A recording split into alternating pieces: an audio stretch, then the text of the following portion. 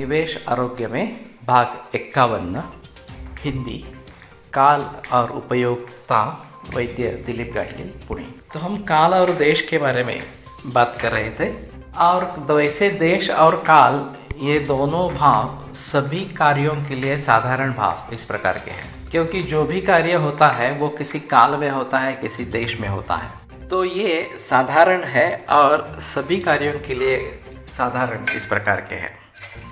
खास करके जब हम खाने के बारे में काल की बात करते हैं तो जैसे मैंने ऋतु वगैरह के बारे में बात की, वैसे किस ऋतु में क्या सेवन करना है क्या नहीं करना है ये बात ध्यान में रखना बहुत ज़रूरी इस प्रकार का होगा।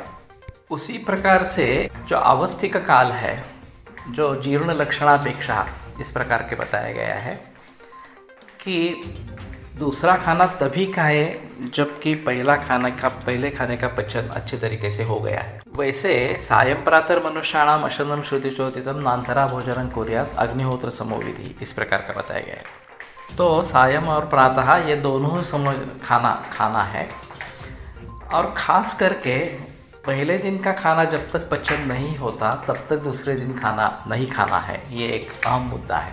तो अजीर्णे सायमाशे तो प्रातराशो ही दुष्यति। अगर सायंकाल का खाना का अजीर्ण है तो सुबह का खाना निश्चित रूप से पीड़ादायक इस प्रकार का होता है। तो इन बातों को ध्यान में रखते हुए खाना कब खाना है ये देखना चाहिए।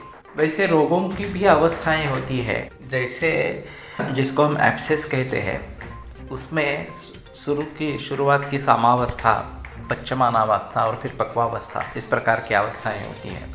या ज्वर में भी इस प्रकार से सामावस्था, पश्चमानावस्था, पक्वावस्था इस प्रकार की अवस्थाएं होती हैं। तो उन अवस्थाओं को ध्यान में रखते हुए क्या खाना देना है ये या वहाँ पे निर्दिष्ट इस प्रकार का है।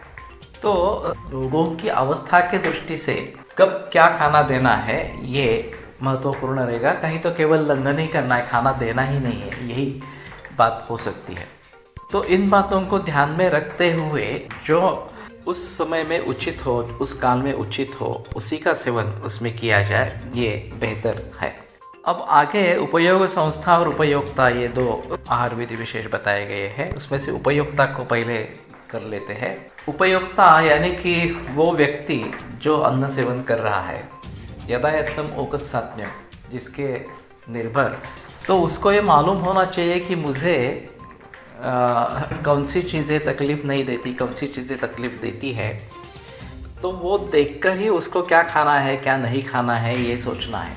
कई बार ऐसा भी होता है कि एक आधी चीज़ हमें तकलीफ़ देने वाली है, लेकिन थोड़ा थोड़ा शुरू करके अगर हम उसको बढ़ाते हैं तो ये दीर्घकाल सेवन से साथ में हो जाती है, तकलीफ़ नहीं देती बल्कि फ़ायदा करती है। इस प्रकार से अगर किसी को दूध की एलर्जी है, देसी गाय के दूध, और फिर भी वो शुरू करता है थोड़ा धीरे धीरे और बाद में ये दूध पचने लगता है, तो ये ओकसात्म्य कहा जाता है।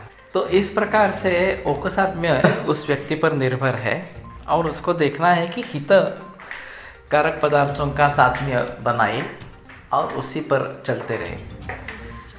तो इस प्रकार से जो साथ में चीज़ें खाते हैं उनको उनके तकलीफ़ नहीं होती है, ज़्यादा खाया तो भी उतनी ज़्यादा तकलीफ़ नहीं होगी इस प्रकार से। तो ये बात ध्यान में रखते हुए मुझे क्या सूट करता है, मुझे क्या तकलीफ़ नहीं देता या मुझे जिससे फ़ायदा होता है वही मैं सेवन करता रहूं, सोच समझकर सेवन करता रहूं। और जिन चीज़ों से मुझे तकलीफ़ होती है, ये मुझे मालूम है, उनको मैं दूर रखना चाहता हूँ। तो ये उपयोक्ता के हैसियत से बताया गया।